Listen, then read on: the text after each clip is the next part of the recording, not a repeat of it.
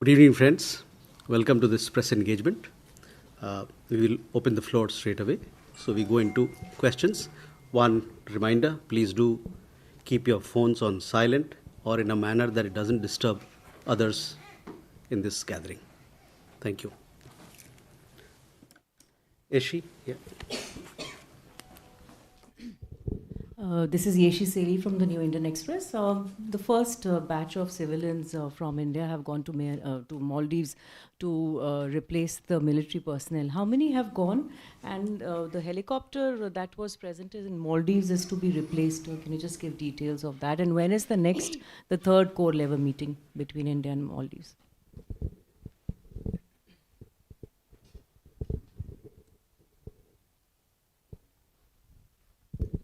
So this is Ayushi Agrawal from ANI. My question is related to the Russia-Ukraine war. The conflict has entered its third year. How does India sees the overall situation?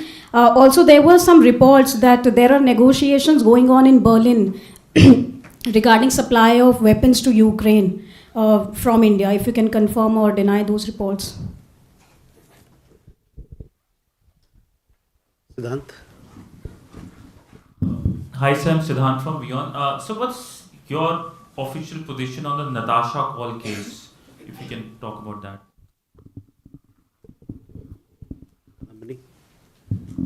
Kadambini Sharma from NDTV. Sir, your statement about the Indians who had gone to Russia and stuck there fighting on the Russia-Ukraine war front, you had said that several have been discharged. So do you have a number of how many Indians are stuck there and how many have been discharged and MEA helped them coming back? Okay. Let's take more questions in the next round. So first is about Kadambini, your question regarding people stuck in Russia. We have an understanding something like 20 odd people are stuck. We are trying our level best for their early discharge. We have issued 2 statements which you saw. We've also told people not to venture in the war zone or get caught into situations which are difficult.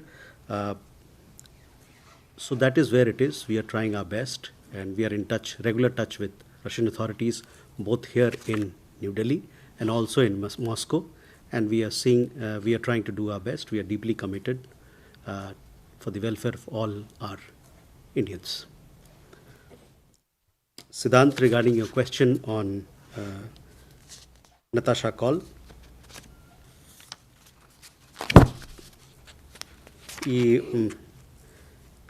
This particular UK national came to India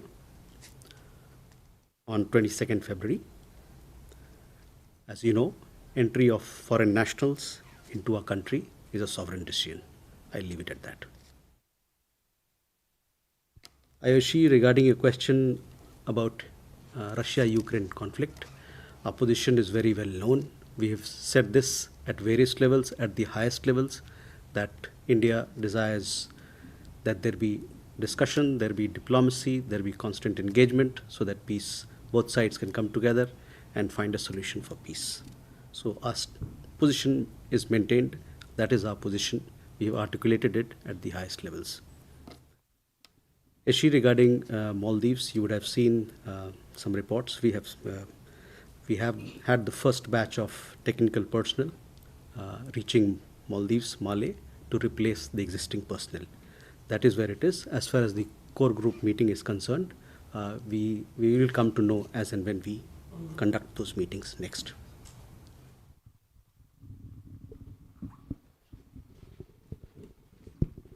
So Avinash from the Asahi Shimbun.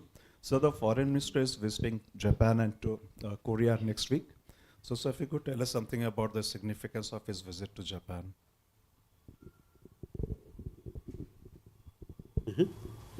Madhurendra.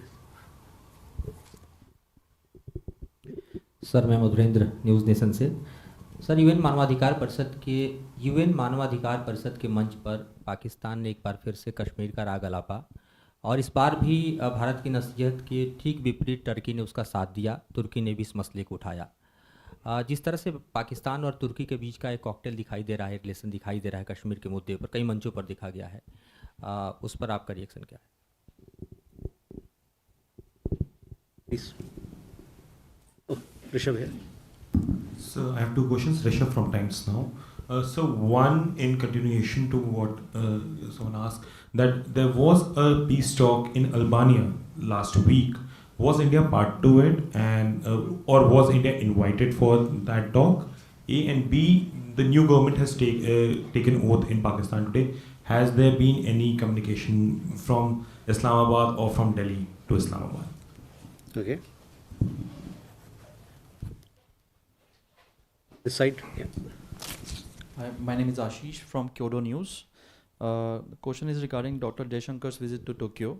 Could you share what would be the main topics of meeting between Dr. Jaishankar and his Japanese counterpart? And Raisina Roundtable will be held in Tokyo for the first time. Could you also share the reason behind holding it in Japan?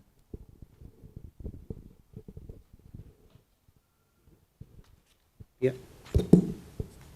Hi, Pia with ThePrint. So, two questions. One, is there any update on the 8th naval veteran who remains in Qatar? Some sections of the media are saying there are still charges against him. There's an ongoing case against him. Could you please clarify on that?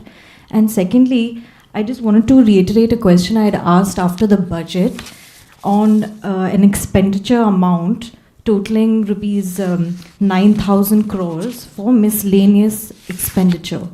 Could you clarify what the government spent that on, whether it was G20 or any other event? Thank you. Uma?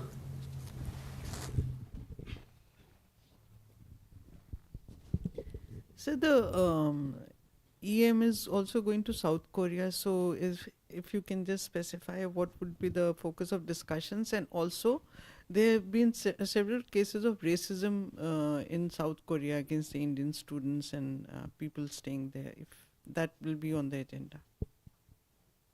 So, Huma, your question first. External Affairs Minister is to visit Japan and South Korea from 5th to 8th of March. We have issued a press release in that regard. In South Korea, he will be attending the 10th Joint Commission meeting, where, of course, we have a very expansive, broad-based, multifaceted relationship with South Korea. All aspects of the relationship would be discussed, and as to how we can further progress them. Here, regarding your question about the Indian national in Qatar, as you know, all 8 Indian nationals who were involved in the Al Dhara global case, they have been released. 7 of them have returned to India. The 8th Indian national has certain requirements to fulfill. He will return as and when those are completed. So that is where we are on the 8th national. Your question, which you had asked some time ago, see, there was a provision in the budget of 9,000 crores. This was for a particular purpose. You know that MEA has a large development partnership portfolio with countries abroad. As part of this engagement, lines of credit are offered to countries. The provisioning of this miscellaneous general services is to support smooth implementation of the LOCs. The allocation is meant for funds to be provided to Exim Bank to meet regulatory requirements of RBI. So that is what it is. This particular provisioning, this does not in any way reduce the liability of the borrowing countries. So it is specifically targeted at meeting the requirements of RBI. RBI has set in place certain norms for Exim banks when we offer lines of control to countries abroad. This is a new allocation. It's not. Allocation to This meet is a new allocation. Previous years, we've not seen such a huge allocation. Because this particular requirement was not there earlier. So this requirement is to facilitate smooth implementation of the lines of credit that we offer to countries abroad.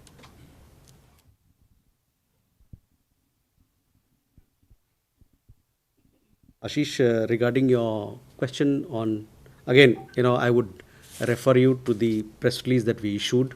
External Affairs Minister would be visiting Japan. Japan, as you know, is we have very strong ties with Japan.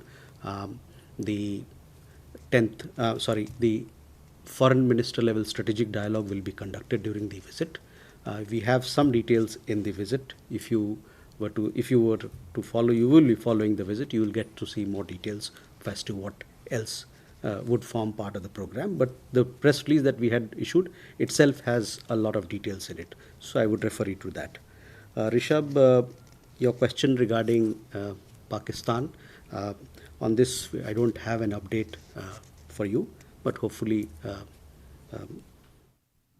I'll be able to provide something more later. On Albania as well, I don't have an update. We will check and get back to you on that particular issue as well.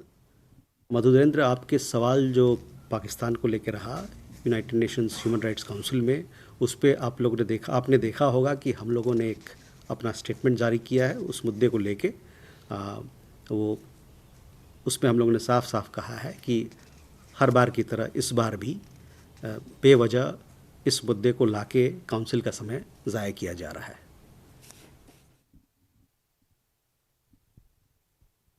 Again, your question regarding Japan, I would again refer you to the press release, the detailed press release that we had issued. Please follow the visit. We will give you a readout of what's happening when it comes to Japan, a very special country, a very special partner for India. We have a broad-based and expansive relationship that goes into several domains. Each of those aspects will be discussed when Foreign Minister, External Affairs Minister, when he's visiting Japan from 5th to 8th. First, he'll be going to South Korea, and thereafter he'll be going to Japan.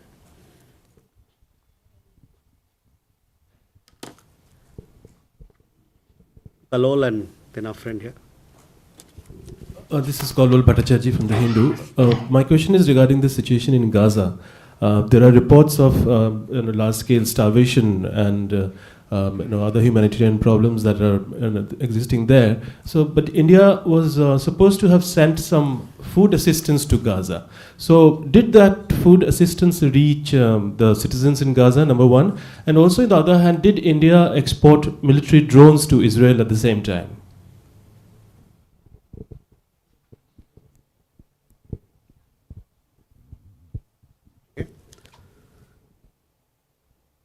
Please. Irina from TASS News Agency. President of France, Macron, recently announced that they discuss a possibility of sending some Western troops to Ukraine. So, any comment on that? Does it sound? How does it sound for India? Mm-hmm.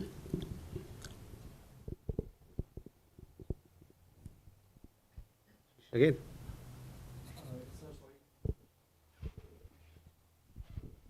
Hello, yeah, Ashish from Kyoto News. Sir, you didn't share about the Raisina roundtable. Why India chose Japan? Raisina, the question of Raisina roundtable is also because Raisina has become today an important global platform. We just had the Raisina dialogue where people from all over the world, leaders, political leaders, think tank, strategic thinkers, they all came to Delhi. We had the Greek Prime Minister who was the chief guest. So there is global resonance of this platform today. You would have seen that Raisina dialogue at various levels is also being held, or various components of it is being held in other parts of the world. Japan, of course, is a very important partner for us, and this particular engagement will help our conversation, will help our engagement with Japan as much. Elena, regarding your question that you asked regarding President Macron, I don't have any comments to offer on that.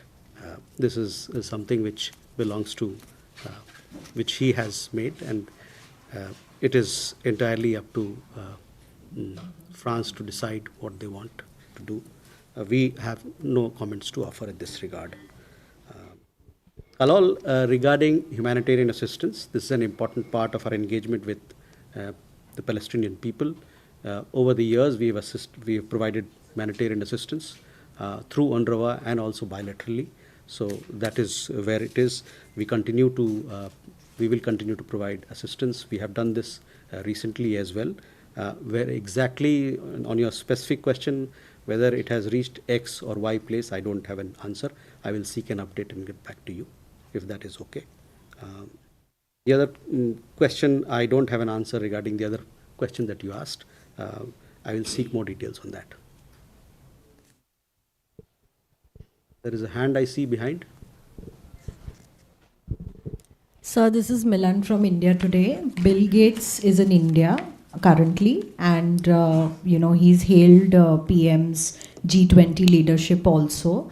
Are there any engagements planned via the Ministry of External Affairs? If you could give us some details, sir. Thank you. Hello, sir. I'm Siddhant from CNN News 18. So a few days back, there was a statement. Some of the reports quoting the Defense Ministry of Maldives confirmed that there is one team, civilian team, that was the word used in the report, has gone from India to take over the charge from the existing teams, those who were there in Maldives. So could you please give some more details about this team and how many members are going to be the part of the team? And can you confirm this, first of all? Thank you. Okay, Milan, to your question, the Ministry of External Affairs is not involved in the visit of Bill Gates, so I don't have any details for you. Obviously, whenever he comes, he has a very strong engagement in this country, spanning several areas. So he has a broad program. We have a very intensive program to follow, but we are not involved in that, so I can't give you an update on that. Siddhant, regarding your question about Maldives, see what I said earlier also to responding to Ashi is that the first team of technical personnel to operate the advanced light helicopter at GAN has reached Maldives. It will replace the existing personnel that were until now operating this platform. So that is where we are. You had another question, Siddhant? Sir, how many members in the team? Okay, there's a team, we don't, as I told you, the first team has reached and we'll have more details for you later. As of now, the first team has reached there. Kalol and Siddhant. Well, the DSP of Ambala has said that he has recommended or perhaps has started the process of cancelling the passports of the protesters, the farmer protesters. So the question is, are there such laws that basically mandate you to cancel passports if people protest on the streets? So mine is a follow-up question, sir. So basically, sir, when the core group met, there was a statement which came from the Maldivian side saying that the 10th March is the first deadline, then the 10th May is the second deadline. So is this development is regarding the compliance of that particular statement of the commitment that took place between the two sides during the core group meeting? Okay, so Siddhant, your questions first. The team has reached there.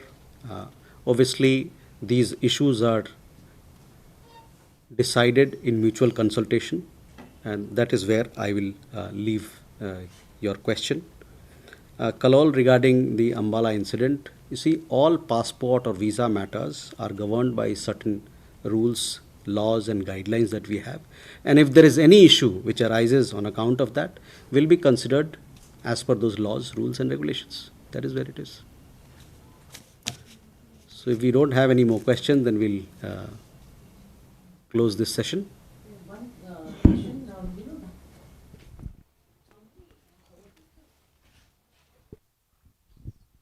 what is the total number of Indians, who went to Russia to work? There are figures which say there were 100. You said 20 are trying to come back. Is that what you said?